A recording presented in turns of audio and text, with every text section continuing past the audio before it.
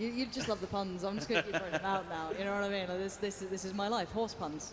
I haven't really trained ones yet, though. One thing I will point out whilst we look at the screen here, we look at actually these Jeeps. It's rather interesting. The armoured vehicle has access to mines that come out.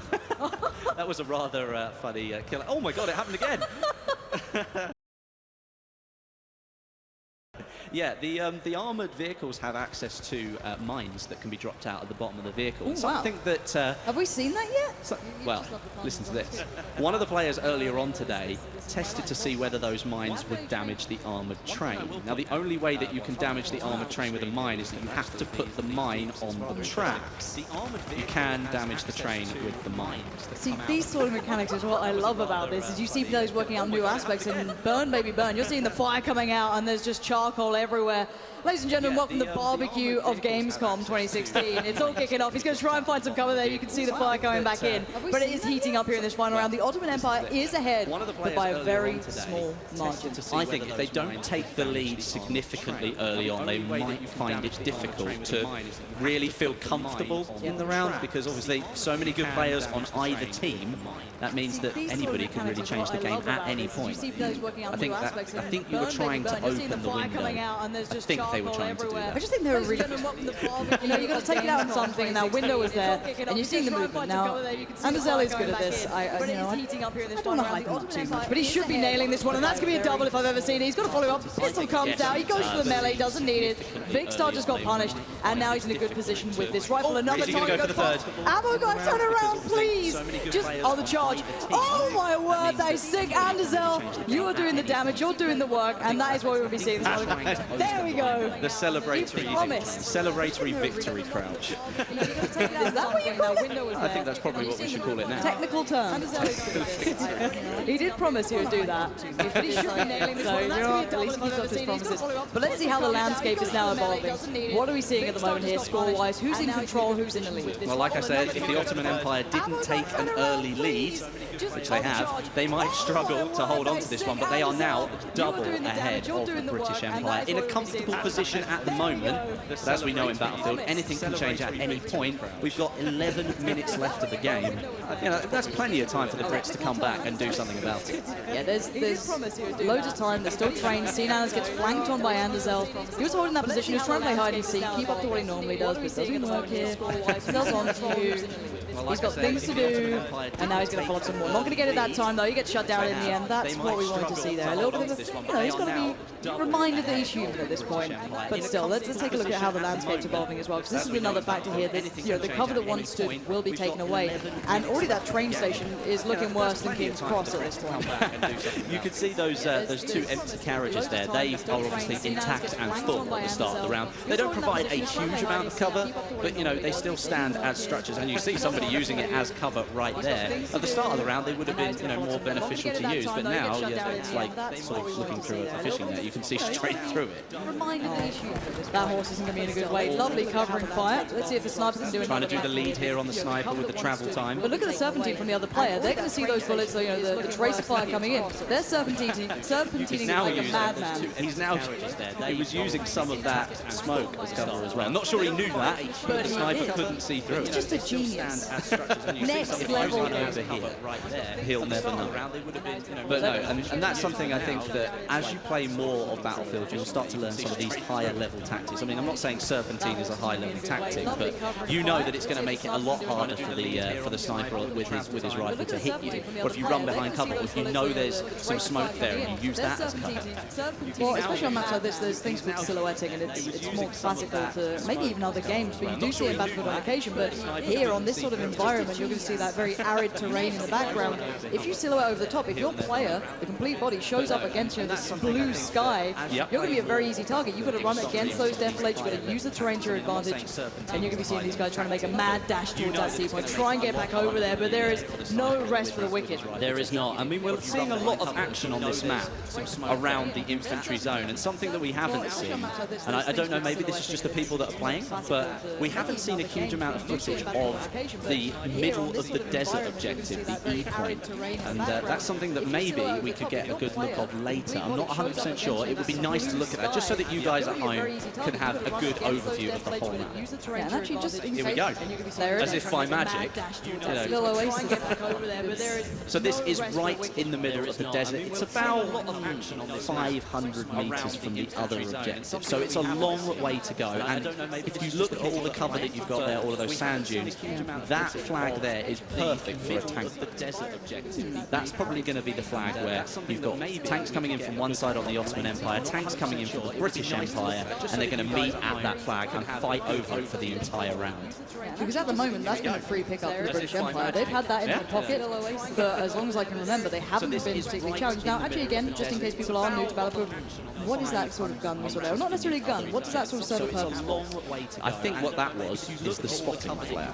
Now that is available to the scout class as a gadget, and if you pop it up over an objective or anywhere in the map, it will show up the enemy locations on your mini-map. It won't show them up on the screen in front of you, it will show them on the mini-map. And that's obviously a very helpful tool for not only you, but the rest of your teammates who are in that location. And obviously they've then got to go and find that person. They could be on the third story of a building, or they could be on the bottom, you don't know, but you have a general idea where that person might be. Alright, so let's check it back with the tickets, how the whole battle is now evolving and going forward and how it's got to this point. The Ottoman Empire, they're actually in the lead. They're in the lead. Not by much. Their lead is not as big as it was. The British Empire have reduced it somewhat, and now the armoured train, I believe, has been given to the British Empire. So the Behemoth is going to the team that are losing currently. They're only 10 tickets behind, which is not a massive amount, but could that armoured train just sort of be the key to push them back into the lead? So let's see if it, for one, helps them stabilise having control over the train station as a capture point. That's what I'm looking at, is how much does it feed into it. You can see the train station is going back and forth here. The snipers, though, are looking in their direction. You know that this cover is absolutely vital for Anderzel. He's going to be playing this as best he can. That was when he used a tiny little box to defend himself from a player on a horse. That was absolutely fantastic. That there was a really good piece of use. There we go. Now the horse. So the horse is just there. It's ready for anyone else to take. And you can actually see that on the map itself as well, can't you? It shows up as an icon, so you know where they're available if someone's on them or not. It shows up as, I think it's a little horseshoe, isn't it? It shows up on the mini-map in the bottom left-hand corner. Now, the armoured train, as you can see, is on the right-hand side of your screen up at the top there. You can see it started to take damage already, coming down to about 80% health. It does have a massive amount of health, but like we were saying earlier, those explosives will do quite considerable damage against it.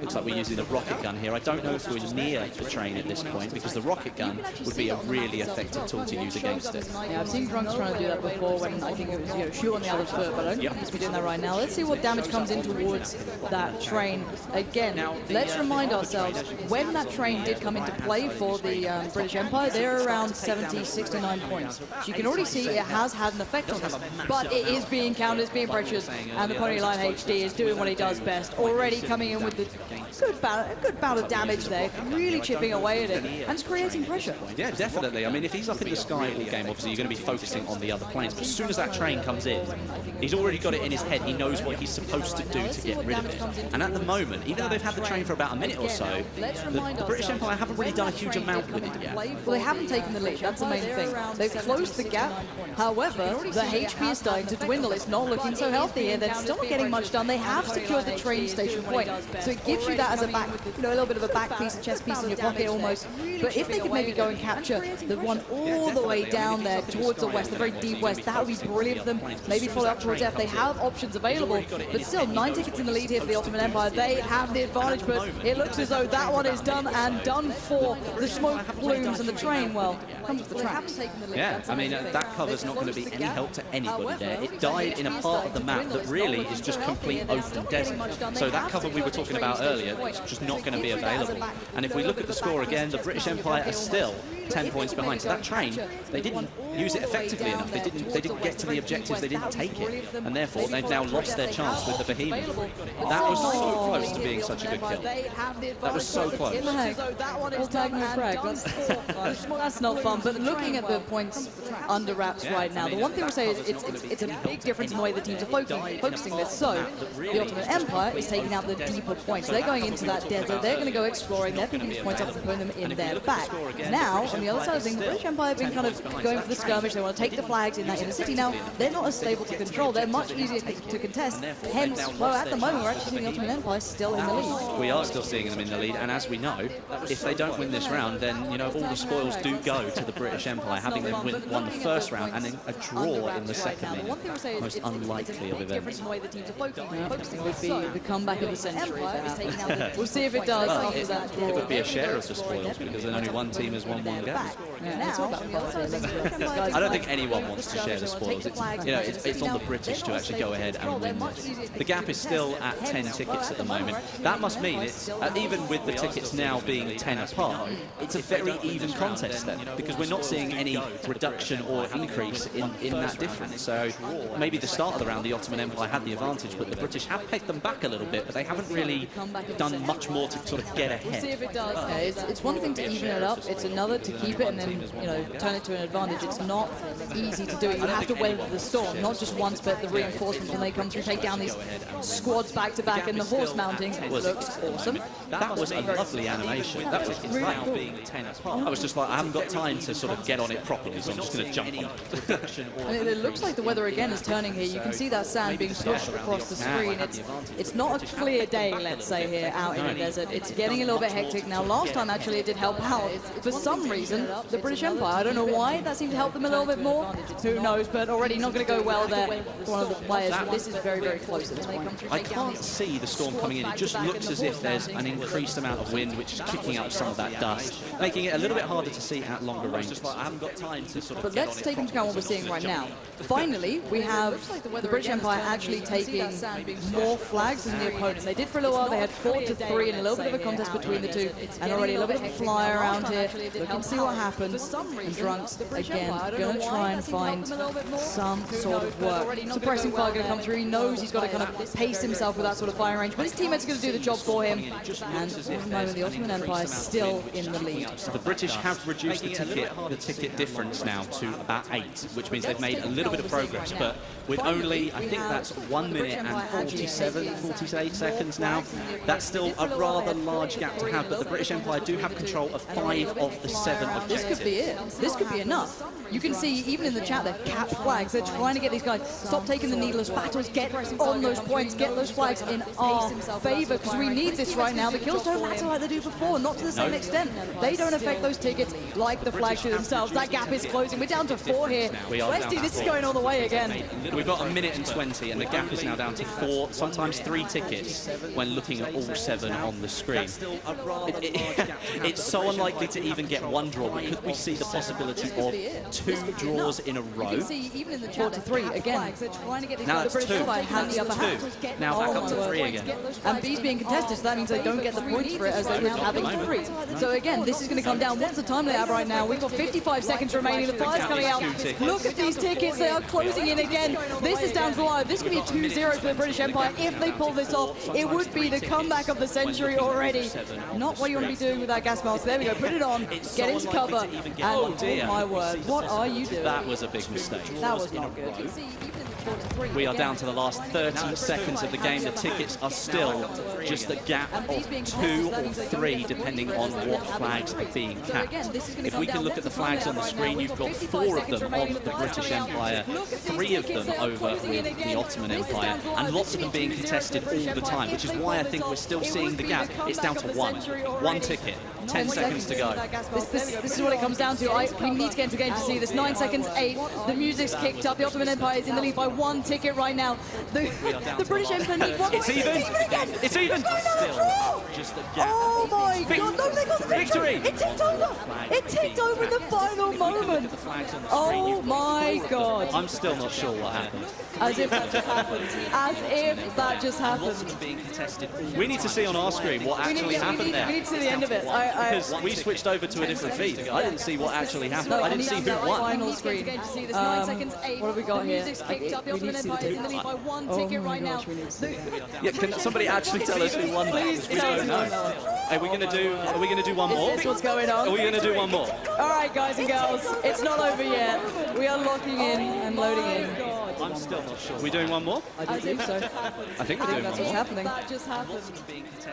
We need to see on our screen what actually happened there. Okay, let's find out what's going on because that did come down for a while. The last couple of seconds were left in that one. This is okay. All right, I know it's a little bit messy right now, but let's be very honest. This is how brilliant Battlefield can be in these sort of instances. Those kind of moments. Somebody Neck. actually tell us who won. I got good news. You know, I like to be the bearer of good news, bad news, it doesn't matter, but this is incredible news. We've got one more round to go. And should we just say this decides it all? Yeah, this definitely decides This is it. No more draws. Please no more draws. Please don't do any more. Winner otherwise. We're going to do one more game, and this is not what we had in mind. So guys, this is a bonus just because how incredible this gameplay has already been. We're jumping back into this is ready. I can't stop grinning. I'm gonna repeat what I said during the live stream. Is that to get one draw is rare enough. You know, it's very rare that the teams are so evenly matched that it comes down to that ticket. But to have a situation again in the third round where you're looking at no ticket difference with 2 seconds to go, that doesn't happen every single day on the battlefield. Usually you get a couple of tickets in it, but we've got 2 evenly matched teams. All right, guys and girls, you've been watching this from the start.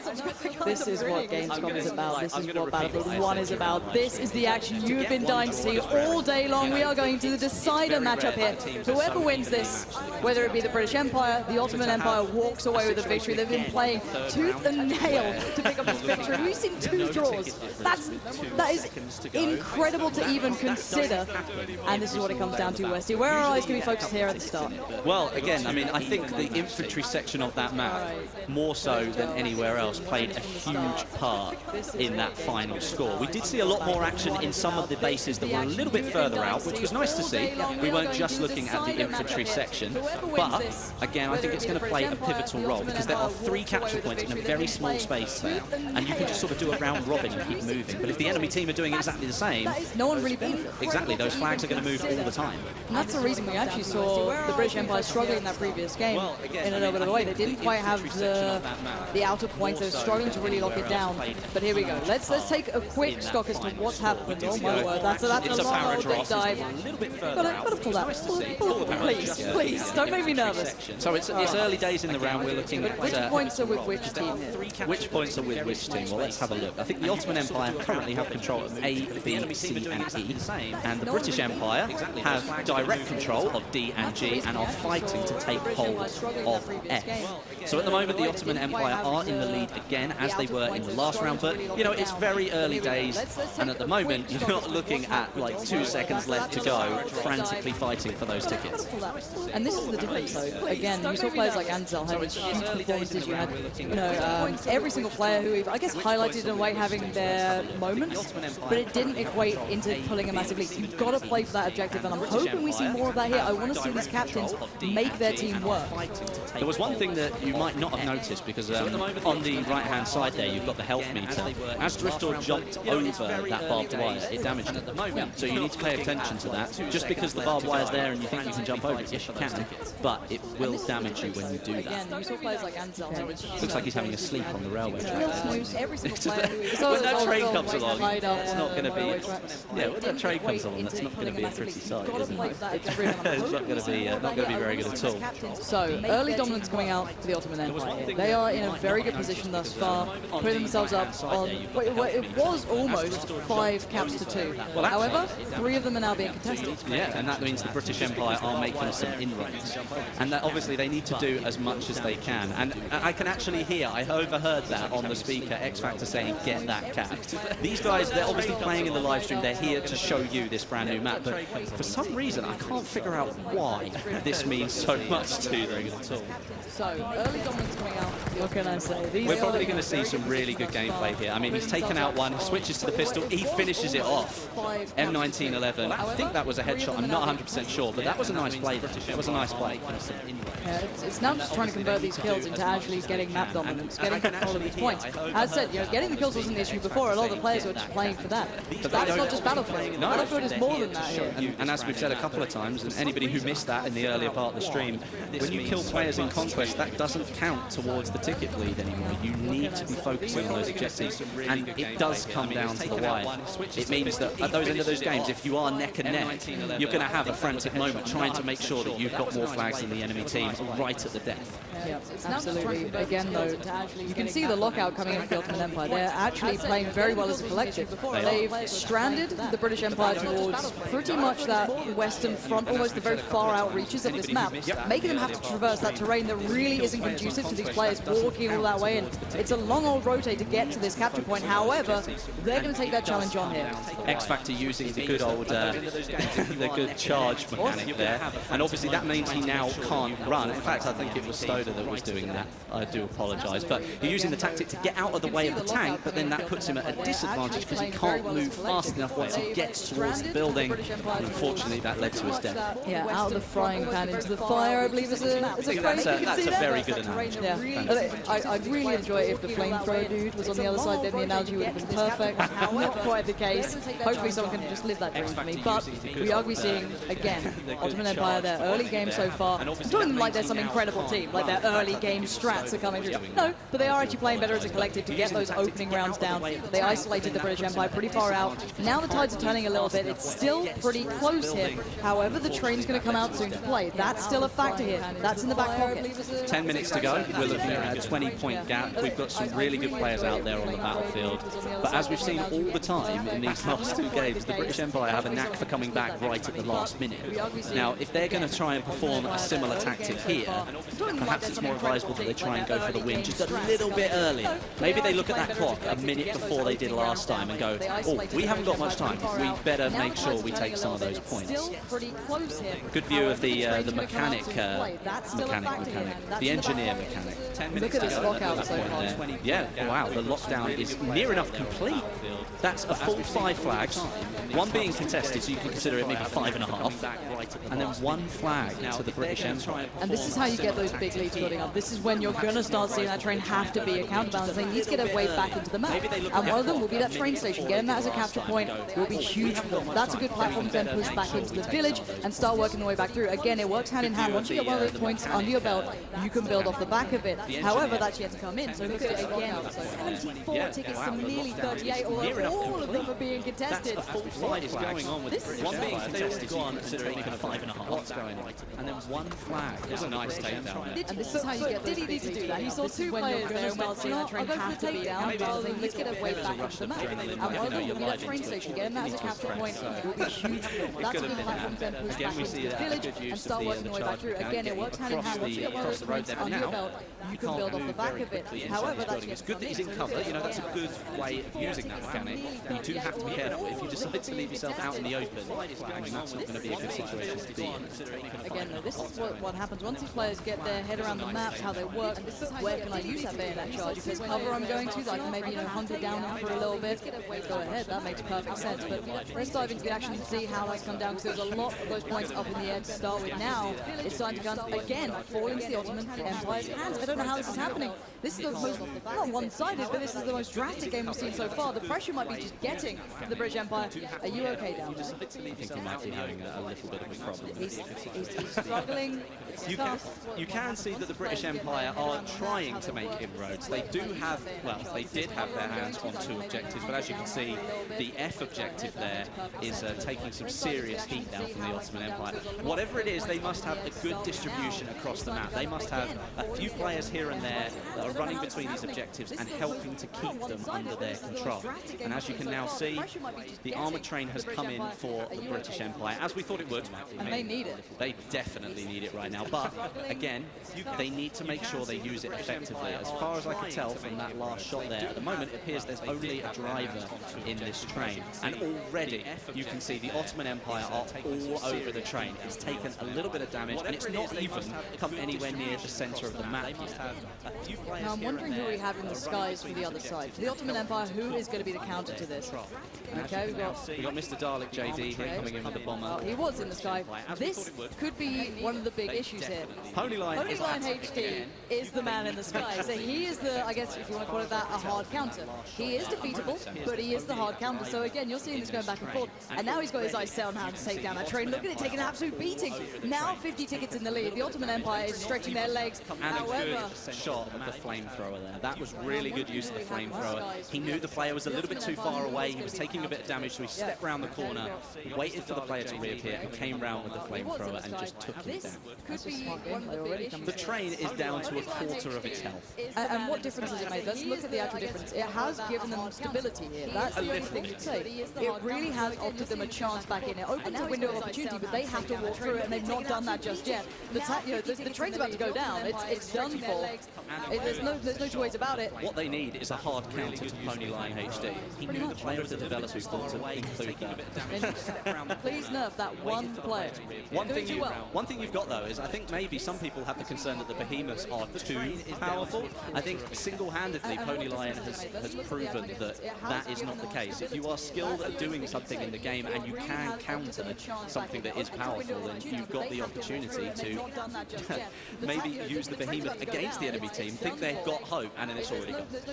Now this is where things get interesting though, Westy. This is when previously the British Empire did actually have opportunities to turn it around. And they did that before. However, they have not had the same benefit off the back of the behemoth there. They've not had the great time, and you've just missed on the charge. Now you're in a bad position, but dancing around against each other, they finally take them down. But at what cost here? It's an absolute bloodbath going down. Everyone's dead. And at the end of the day, no matter which way the cookie crumbles, the Ottoman Empire is still massively lead. This is double the tickets here. They have turned up to play. They saw the challenge and they've taken it head on, and they've been outplaying the British Empire since the start now. They really have, and do you know what? I do believe that if the behemoth had come along a little bit earlier, not that it does, but if it had come along a little bit earlier, I think the British Empire would have stood a chance. But with 4.5 minutes to go and a gap in the tickets of nearly 60, I don't really see a way that the British can turn this one around, which is a shame. It would need a heroic effort, and it can happen. We're not saying it's impossible. That's the thing. It's always possible at this sort of point. You've just got to completely lock out the opponent. Again, with that ticket lead being taken away for being rewarded for killing players and when they respawn. So that was the factor, is when they actually respawn, the ticket would drop down as well, rather than just the kill itself. So that being removed, it's still got possibilities. You can lock teams down, you can still commit your troops in, you can still put your squad into play. But at this point, they're still pulling it a little closer, but not by much. Not by a huge amount, no, not at all. I mean, the only saving grace I think that can really come to the British Empire's aid, and you should never rely on Mother Nature to provide, but if the sandstorm was to roll in, then it might provide them a little bit of cover to maybe take back some of these objectives. But with such a large ticket gap, is it really going to make a difference at this late stage? With about 3 minutes left to go, that ticket gap is still very, very big. I'm not even sure they could turn it around at this point. Not unless the Ottoman Empire just stood still. Yeah, that's the thing. Even just contesting points, slowing down the cap would be huge for the British Empire. I think they'd start to struggle on that one. Again, for them though, they've got to fight till the very end, and I think that's seen as they go for a nice little charge, just having a little run around the map. Look and see what he can find. I don't think there's anyone really too nearby him. However, you can see already they know there's someone there to take this fight. Well, as you can see above the F icon there, you can see that little bar with the red and the blue. Well, you could see, not unless the opposite. But that showed that that point was contested, and we could tell. So here's an overview of the map, or there was an overview, and as you can see, it's kind of evenly split in terms of the flags that we've got, but that means that each team is gaining tickets at the same rate, so that gap is not going to change, and that falls into the hands of the Ottoman Empire. They were clearly stronger at the start of the game. Maybe now, again, the British seem to have stalled them a little bit, but they haven't really gone much further than that.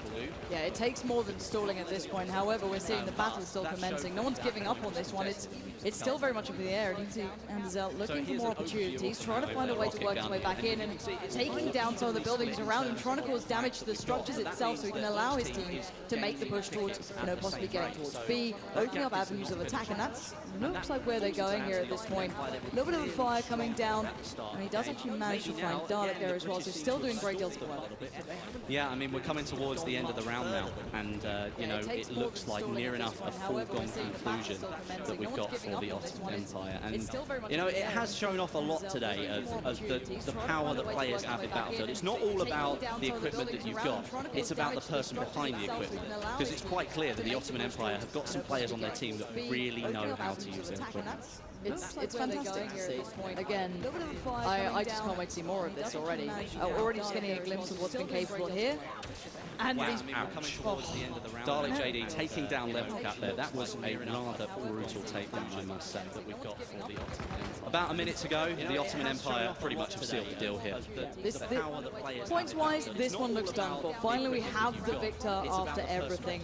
After going all the way through that, it was a gritty battle, to say the least. So in the last minute, they can reflect on that and be incredibly proud of what they've been able to achieve here. A massive victory in the end, just to really cement that they, we were the better team. We made it look close, those draws, but actually we got this. So again, though, overall the scoreboard looks phenomenal. I can't wait to see who's actually been playing well from the entire course of this game.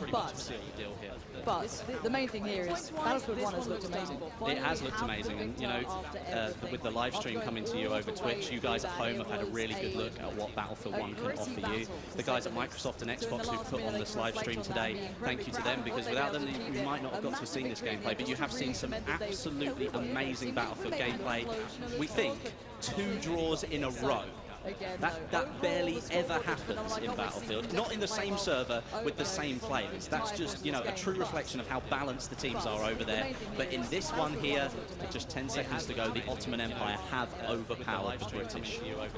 This has been a beautiful glimpse at what Battlefield 1 can bring to the entire gaming scene. This is what I'm excited for. This is what I turned up for here today. And there's a victory in the end for the Ottoman Empire. Ladies and gentlemen, give it up for them. They fought hard for that. That was the round of applause. That was for me, honestly, with the shout cutting this thing, looking at those players. Even I'm getting really excited standing here, like that was a draw. Another draw, we're going to a 4th round. You've got Stoddard there and Drifter shaking hands. We both come away with 1 win for the British, 1 win for the Ottoman Empire, 2 draws in the middle. That's just, in terms of entertainment, you don't get you don't get to see that every day. I think any Battlefield player who's tuning into the stream or watch this back, or even been here at Gamescom in the audience in front of us, is going to remember that series. No matter what. There are quite a few sort of gaming moments that happen, but to get 2 draws in a row, I'm reeling from it. 2 draws in a row, that never, ever, ever happens. Never, ever. We've had to bring on some comic relief. It was getting too serious here. We need to bring the man back up. Did you enjoy that? But I enjoyed it. That was pretty amazing. By the way, I tried it by myself just to play Battlefield 1. I was like, whoa, don't get me in the front lines. Don't do it. Was it you on the British Empire in the last game that caused that? He was the yeah, maybe. Yeah, he was just simply there. Yeah. So you enjoyed it? Oh yeah, absolutely. Really? It was. Playing Battlefield 1 is very different to watching Battlefield 1, but even being up here, that was really exciting to watch. Yeah. What about you, Lauren? If I get to commentate Battlefield 1 when it goes down that well, I'm a happy bunny. I cannot be unhappy being able to see that sort of gameplay. I think everyone at home has got the same feeling, you know what I mean? That's everything a Battlefield player looks at once out of the game. Definitely. And even me, because I'm happy. I hope you enjoyed it the whole night. It was a beautiful grand opening, wasn't it? Definitely. Yeah, I lots of good games. So, for me, it's I will continue being here at the Gamescom Lounge for the next couple of days. But I tell you one thing, this grand opening was amazing also for me. All all these interviews that we had with all the producers, we had much fun. Of course we had much fun. I love that, like, being in the back and just jumping around like I am on a horse. If we're talking about horses on Battlefield 1, let me beat a horse for the next the whole night. It was a beautiful grand wasn't it? But it's pretty amazing working with passionate people, with a passionate community. Whether it be Titanfall 2 coming out, whether it be the FIFA boys over there, whether it be the Battlefield guys we've just seen going down, the communities here, around EA Games are always incredibly passionate. So it's just really highlighted that. It was definitely so. Thank you very much for joining us. You just keep on playing, definitely, and just keep on rocking it. That's from my side. Amy is party. Peace out. Peace out. Roll up. Yeah. Any closing words? This was fun. I actually think we might get a little extra look at the trailer again for Battlefield. So, you know what? If you haven't had enough, going down, the communities here, around EA Games are always incredibly passionate. So it's just really highlighted that. It was definitely so. Thank you very much for joining us. You just keep on playing, definitely, and just keep on rocking it. That's from my side. Amy is party. Peace out. Peace out. Roll up. Yeah. Any closing words? This was fun. I actually think we might get a little